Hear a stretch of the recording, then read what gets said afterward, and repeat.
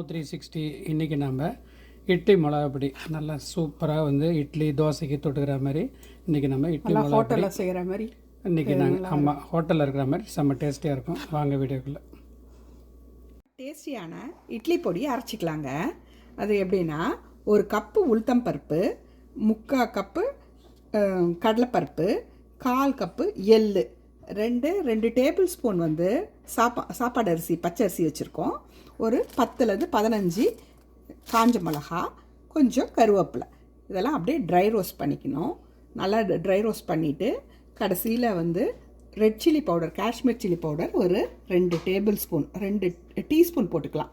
2 teaspoon போட்டுக்கிட்டு நீங்கள் அரைச்சினா செம்ம டேஸ்டியான இட்லி பொடி நம்மளுக்கு கிடைக்கும்.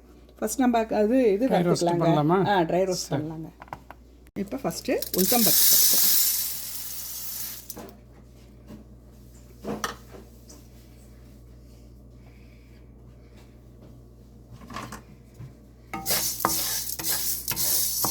நல்லா பொன்னிறமாக நல்லா வறுத்துக்கோங்க. கொஞ்சம் மீடியம் இதில் வச்சு வறுத்துக்கோங்க. ரொம்ப ஃபாஸ்ட்டாக வச்சுட்டிங்கன்னா நம்ம தீஞ்சிரும். அதனால் மீடியம் இதிலே கொஞ்சம் நல்லா வறுத்துக்கோங்க. நல்லா செவந்து வந்துடுச்சு. அதான் நம்ம ஒரு தட்டில் கொட்டிக்கலாம்.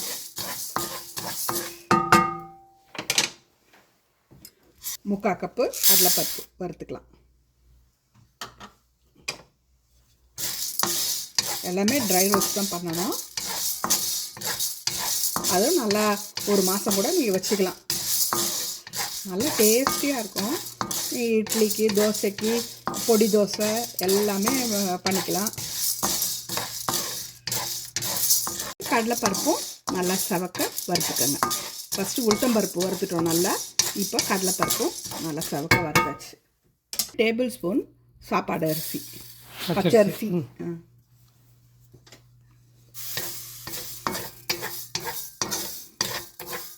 நல்லா பொரி அரிசி மாதிரி நல்லா வெறும் இதில் வானலியில் வறுத்துட்டோம். அதை போட்டுக்கலாம். நம்ம 15 காஞ்ச மிளகா, 10லேருந்து 15 காஞ்ச மிளகா போட்டுக்கலாம். கொஞ்சம் காரம் இருந்தால் தான் நல்லாயிருக்கும். ஒரு 15 காஞ்ச மிளகா போட்டுக்கலாம். அது கூடவே கொஞ்சம் கருவேப்பிலை, ஒரு 2 இனுக்கு கருவேப்பிலை போட்டுக்கலாம் இல்லையா? அதை அப்படியே போட்டுக்கலாம். கருவேப்பிலை காஞ்ச மிளகாவையும் வறுத்தோம். எள்ளு போட்டுக்க போகிறோம். 1/4 கப்பு எள்ளு போட்டுக்கிறோம்.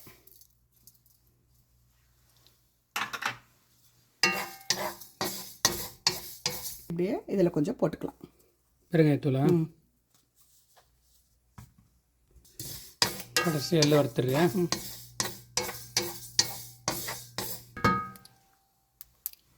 நம்ம எள்ளும் நல்லா அது மாதிரி பொரிஞ்சிடுச்சு. இப்போ அந்த எள்ளும் அதில் போட்டுக்கலாம். கொஞ்ச நாள் நல்லா ஆற விட்டு அரைச்சிட்டு முக்கால்வாசி அரைச்ச விட்டுன 2 டேபிள் ஸ்பூன் இது காஷ்மீர் சில்லி பவுடர் போட்டுக்கிட்டு அரைச்சேன்னா நல்லா டேஸ்டியான இட்லி பொடி நம்மளுக்கு ரெடி ஆகிடும்.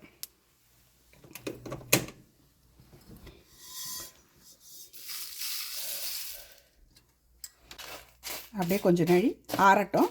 ஆறினோடனே நல்லா ஆறினோடனே அரைச்சிக்கலாம். மிக்சியில் போட்டு அரைச்சிக்க வேண்டியதான். நல்லா ஆறிடுச்சு. ஆறினோடனே இந்த மாதிரி எல்லாம் மிக்சியில் போட்டுக்கோங்க. மிக்சியில் போட்டு அரைக்க வேண்டியதான்.